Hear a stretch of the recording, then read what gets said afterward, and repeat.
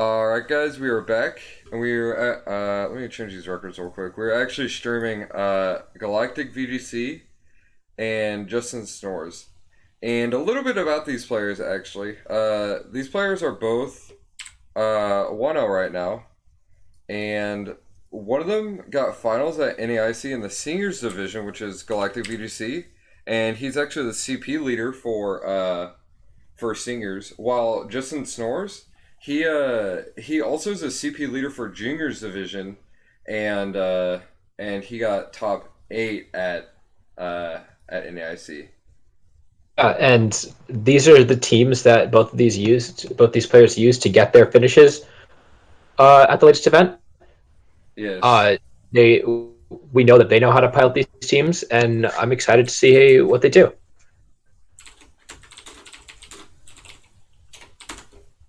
So we see that Quinton's using a relatively standard Rayoga team, and Justin is using alternate Krozma with Tapu Lele and Groudon. Yeah, both these teams are like super interesting, and I like uh I just like their teams.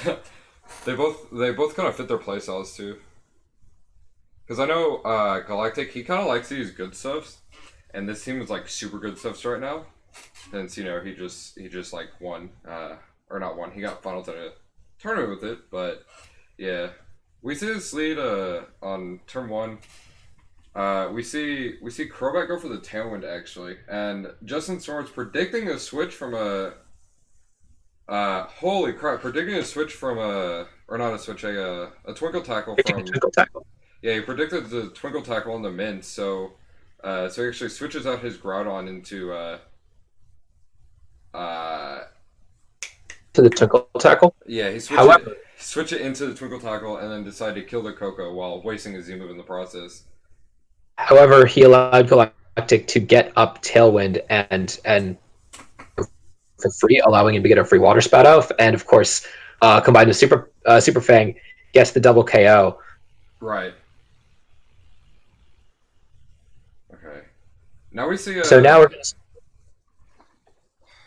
now we actually see Galactic in a super good position right now because he most likely has Rayquaza in the back, and because he has Rayquaza, that means that Airlock activates, which denies the effects of Intense Sun, which we do see the Rayquaza come out, and we see the Protect, and we also see a taunt come out from a Crobat, which denies the Tailwind from Salamence this turn, and that means he can pretty much never be faster than any of his mons in the field. it also allows Galactic to keep control of the weather for the rest of the game without Sun up to either Rayquaza or Crobat to the forfeit right now. Right. We see good plays by Galactic there, just pretty much just like controlling the board state the entire time. Right, and even though Justin made a correct made a prediction to conserve his Salamence, it ended up Groudon being on the field when it really didn't want to be on the field. Right.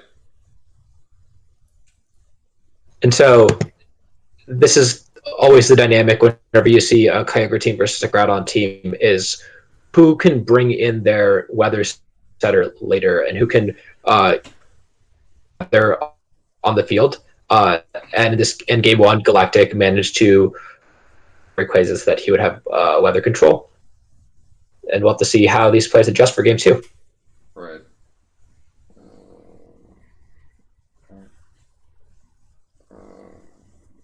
Wait a minute.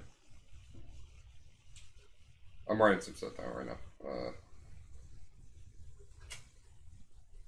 One thing that I saw is that if there was some way for actually JustinSnores to deny speed control, that would be that'd be really good for Justin, because one thing that kind of denied JustinSnores that game was just him getting speed control in the end, and just like and just Kyogre coming in and sweeping. Right. And of course, Crobat is so good at speed control because it's immune to, it has inner focus, it's immune to getting flinched. And so even if he brings it in Incineroar, he can't get flinched. And likely the only thing that speeds the Crobat. Uh, Right.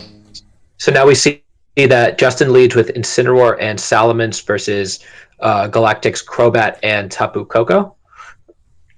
Players leading their speed control options. And of course, Tapu Koko threatening the Salamence heavily. Right, because of its Z So move. game one. One thing, one thing that Crobat does have an advantage of right now is that it can't get faked out, and because it can't get faked out, it always has a guaranteed option against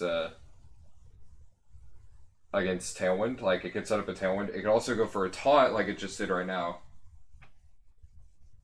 Right, and guaranteeing that Quentin Galactic is the only person who can get their speed control up. Right. Uh, yeah. Justin is in a bit of a precarious position. Elements Right. can't do a ton of damage to either thing. Not only does can the mint like not do a ton of damage, he also has the threat of bringing in his Kyogre in the back, and like he did last game, and just kind of sweep. One thing also is that the Tapu Koko is also really threatening just because of Dazzling Gleam. Like if they Necrozma Ultra Burst right now into Ultra Necrozma, then he just gets so much damage off onto like both these threats on the field, which realistically they counter, or I guess they don't counter, but they do a lot of damage and they threaten the Kyogre, but just because like he's in such a good position right now, he can kind of abuse that fact. And we actually see Justin not going for the that's actually that's so cool. He actually didn't go for the Ultra Burst, predicting that Galactic would go for a Farium onto that Mon. Okay. Here we see Galactic a really safe play, protecting the Kyogre and and controlling the weather. Get a free water spout off if he wants it with speed control up. Right. Which now we have both Kyogre and Rayquaza on the field, which is still threatening. It's still threatening for Justin. However, once Tailwind ends, his Salamence and his Ultra Necrozma will be both faster. Which right now the Salamence has no speed control. Or not Salamence Salamence, is at very low health, and so it is right. most likely in extreme speed. Right. But I meant like there's no way for Galactic to have speed control against this, that's what I meant to say. But yeah, now the Salamence is also in a super threatening position right now because you have the 30 of extreme speed, and not even Psychic Terrain can help. Even though you didn't bring Lele, not even Psychic Terrain could realistically help. And we actually speak the Kyogre outspeeding the Groudon, which is actually it's actually super good because if he, for example, went for Impressive Slides, then he could have versed a crit, which that kind of seals both of those games for Galactic.